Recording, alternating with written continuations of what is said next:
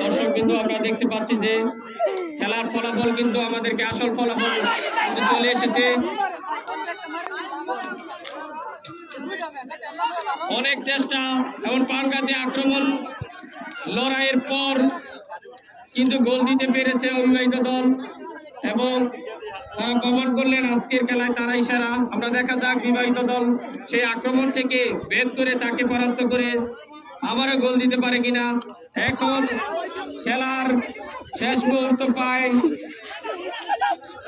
এগিয়ে যাচ্ছে মাজারুলের পায় বল, দেখা যাক সুন্দর করে বাড়িয়েছেন জাহিদ, মাজারুল থেকে জাহিদ গোল পোস্টের কাছে, গোল দেওয়ার সম্ভাবনা। ইকলাম এখনো কিন্তু আউট হয়নি, ইকলাম থেকে আবার সেই মাজারুল সুন্দরভাবে চেষ্টা করছেন। জাহিদের পা, জাহিদ থেকে মাজারুলের আরো একটি সুন্দর ক্লিয়ার বল। জনি খান বাড়িয়েছেন, জনি থেকে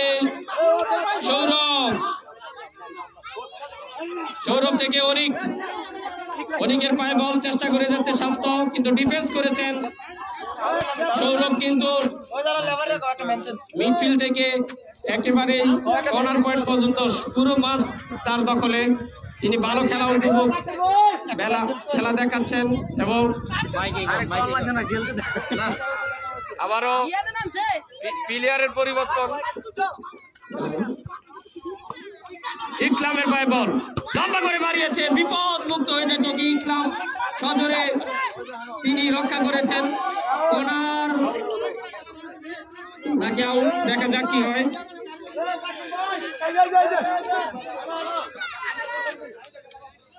প্লেয়ারের পরিবর্তন, আকাশের পরিবর্তন, নাম কি? রিয়াদ অবিবাহিত দলের প্লেয়ার। আকাশ কিন্তু ভালো খেলা দেখিয়েছেন, চমক দেখিয়েছেন। রবিউলের পায়ে বল, দেখা যাক রবিউল থেকে শান্ত লম্বা করে বাড়িয়েছে। মিডফিল্ডে আক্রমণ চলতেছে,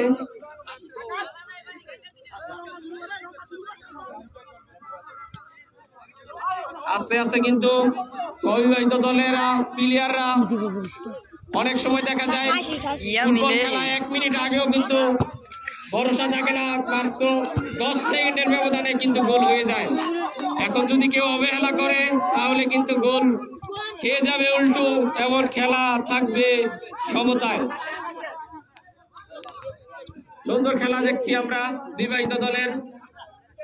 এখন কিন্তু আক্রমণটা বাড়াচ্ছেন জনি খান, নিচ থেকে উপরে উঠেছেন, উপরে এটি ভালো খেলা উপভোগ করা হবে বা দেখাবে, সেটাই কিন্তু আমরা প্রত্যাশা করি। শান্ত থেকে লম্বা করে বাড়িয়েছেন সাদ্দাম, বুদ্ধিমান প্লেয়ার, সুন্দর করে কাটিয়েছে, এখনো তার দখলে বল, দেখা যাক সুন্দর করে কিন্তু মাজারুল থেকে এবং জানিয়ে দিলেন এটা একটা বল।